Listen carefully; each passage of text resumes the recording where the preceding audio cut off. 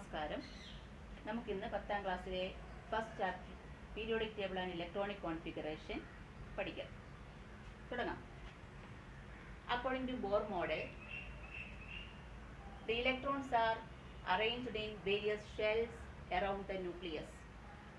That is, the main shells are K, L, M, N.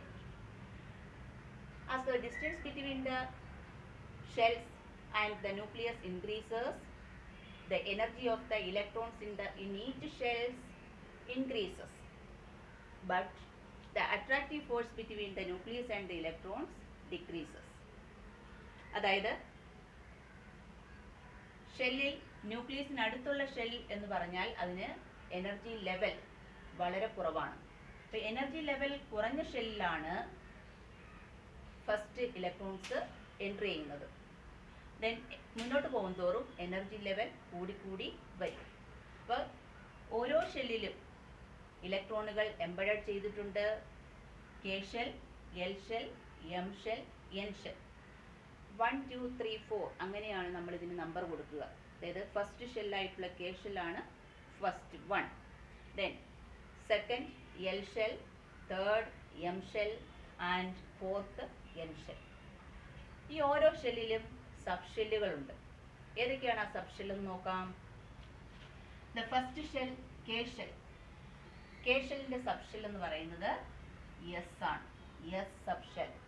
Then second one L shell has 2 sub shells S P. Then M shell has S P and D sub shells. Similarly, N shell has 4 subshells S, P, D and F. The maximum number of electrons in each shells are K shell. K shell maximum 2 electron ഉൾക്കൊള്ളും. L ഷെല്ലിൽ 8 ഇലക്ട്രോണുകൾ, M ഷെല്ലിൽ 18 and N ഷെല്ലിൽ 32 ഇലക്ട്രോണുകൾ ഉൾക്കൊള്ളും. അപ്പോൾ ഈ ഓരോ ഷെല്ലിലും ഉള്ള 2, 8, 18, 32 എന്ന ഈ ഇലക്ട്രോണുകളെ സബ് ഷെല്ലിലേക്കാണ് ഡിസ്ട്രിബ്യൂട്ട് ചെയ്യുന്നത്. എങ്ങനെയാണ് സബ് ഷെല്ലിൽ ഈ ഇലക്ട്രോണുകൾ ഡിസ്ട്രിബ്യൂട്ട് ചെയ്യുന്നത് നോക്കാം. എസ് സബ് ഷെല്ലിൽ, അതായത് ഫസ്റ്റ് കെ ഷെല്ലിലെ എസ് സബ് ഷെല്ലിൽ 2 ഇലക്ട്രോൺ. ദെൻ സെക്കൻഡ് ഷെല്ലായിട്ടുള്ള എൽ ഷെല്ലിൽ എസ് പി 2 സബ് ഷെല്ലുകളുണ്ട്. അവിടേക്ക് എൽ ഷെല്ലിലെ 8 ഇലക്ട്രോണുകൾ 2, 6 ഇങ്ങനെ ഡിസ്ട്രിബ്യൂട്ട് ചെയ്തിരിക്കുന്നു. Then M shell. M shell എന്ന് പറഞ്ഞാൽ തേർഡ് ഷെല്ലാണ്. എസ് പി ഡി 3 സബ് ഷെല്ലുകളുണ്ട്. എം ഷെല്ലിൽ മാക്സിമം 18 ഇലക്ട്രോണുകളുണ്ട്. ഈ 18 ഇലക്ട്രോണുകളെ 2, 6, 10 ഇങ്ങനെയാണ് ഡിസ്ട്രിബ്യൂട്ട് ചെയ്തിരിക്കുന്നത്. ദെൻ എൻ ഷെൽ എന്ന് പറഞ്ഞാൽ ഫോർത്ത് ഷെല്ലാണ്. എൻ ഷെല്ലിൽ 32 ഇലക്ട്രോണുകളുണ്ട്. ഈ 32 ഇലക്ട്രോണുകളെ S P D F 4 sub ഷെല്ലുകളിലേക്ക് ഡിസ്ട്രിബ്യൂട്ട് ചെയ്തിരിക്കുന്നു. എങ്ങനെയാന്ന് നോക്കാം. 2, 6, 10 ആൻഡ് 14. അപ്പോൾ നിങ്ങൾക്ക് സബ് ഷെല്ലിലുള്ള ഇലക്ട്രോണുകൾ മാക്സിമം എത്രയാണെന്ന് മനസ്സിലായോ? ഒന്നുകൂടെ നോക്കാം. എസ് സബ് ഷെല്ലിൽ മാക്സിമം 2 ഇലക്ട്രോണുകൾ. ദെൻ പി സബ് ഷെല്ലിൽ മാക്സിമം 6 ഇലക്ട്രോണുകൾ ഉണ്ട്. ഡി സബ് ഷെല്ലിൽ 10 ആൻഡ് എഫ് സബ് ഷെല്ലിൽ 14 ഇലക്ട്രോണുകളുണ്ട്. മനസ്സിലായോ? എസ് സബ് ഷെല്ലിൽ 2, പി സബ് ഷെല്ലിൽ 6, ഡി സബ് ഷെല്ലിൽ 10 ആൻഡ് എഫ് സബ് ഷെല്ലിൽ 14 ഇലക്ട്രോണുകളുണ്ട്. അപ്പോൾ ഇലക്ട്രോണുകൾ എല്ലാം ഈ സബ് ഷെല്ലിലേക്കാണ് പോകുന്നത്. ഈ സബ് ഷെല്ലിൽ ഇലക്ട്രോണുകളെ ഡിസ്ട്രിബ്യൂട്ട് ചെയ്യുന്നതിനെയാണ് സബ് ഷെൽ ഇലക്ട്രോണിക് കോൺഫിഗറേഷൻ എന്ന് പറയുന്നത്. അപ്പോൾ എങ്ങനെയാണ് ഈ സബ് ഷെൽ ഇലക്ട്രോണിക് കോൺഫിഗറേഷൻ എഴുതുന്നതെന്ന് നോക്കാം.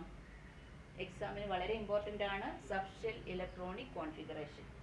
നോക്കാം.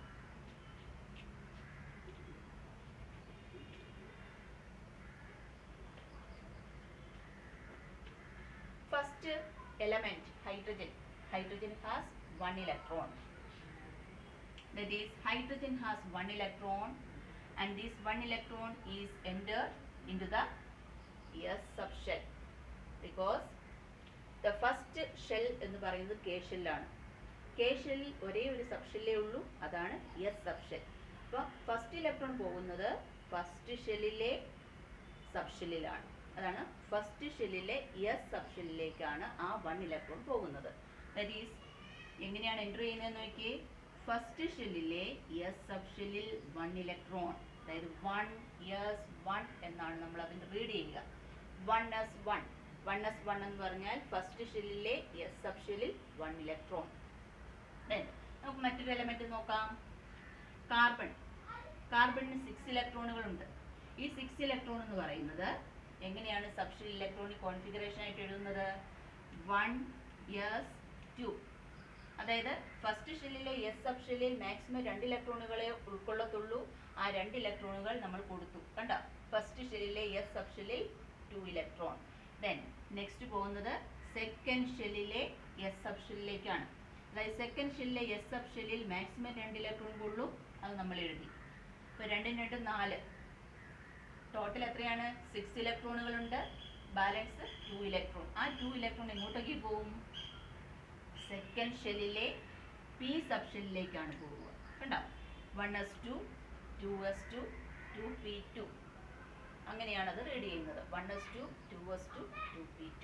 ദെൻ കുറച്ചുകൂടി വലിയ ഒരു എലമെന്റ് നമുക്ക് നോക്കാം. സോഡിയം 11 ഇലക്ട്രോണുകളാണ് സോഡിയത്തിനുള്ളത്. നോക്കാം.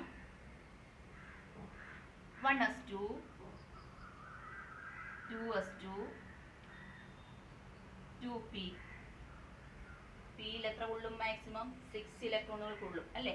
ദെൻ ഇവിടെ എത്രയുണ്ട്? 11 ഇലക്ട്രോണുകളുണ്ട്. അതിൽ 2 × 2 4 നമ്മൾ എഴുതി കഴിഞ്ഞു. ബാക്കി 6, മാക്സിമം 6 ഇലക്ട്രോൺ കൊള്ളും. ആ 6 നമുക്ക് എഴുതാൻ ഇവിടെ ഉണ്ട്. എന്നാൽ പോലും 6 4 10 ഇലക്ട്രോണുകളെ വരും.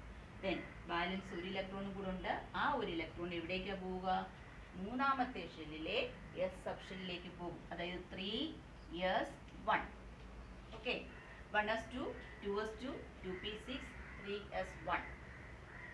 ദെൻ മറ്റൊരു എലമെന്റ് ആണ് കാൽസ്യം. കാൽസ്യം 20 ആണ്.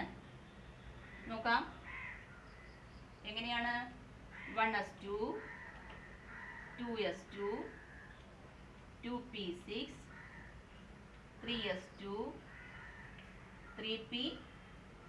എത്ര ഇലക്ട്രോണുകളായിട്ടാണെന്ന് നമുക്കൊന്ന് എണ്ണി നോക്കാം. 2 4 10 12. എത്രയുണ്ട്? 20 ഉണ്ട്, അല്ലേ? നമുക്ക് 3p, പിയിലുള്ള മാക്സിമം ഇലക്ട്രോണുകൾ നമുക്ക് എഴുതാൻ സാധിക്കും. 3p6. ദെൻ ബാക്കി ഈ 2 ഇലക്ട്രോണുകളും കൂടെ ഉണ്ട്. ആ 2 ഇലക്ട്രോണുകൾ എവിടേക്കാണ് പോവുക? 3dയിലേക്ക് പോവില്ല.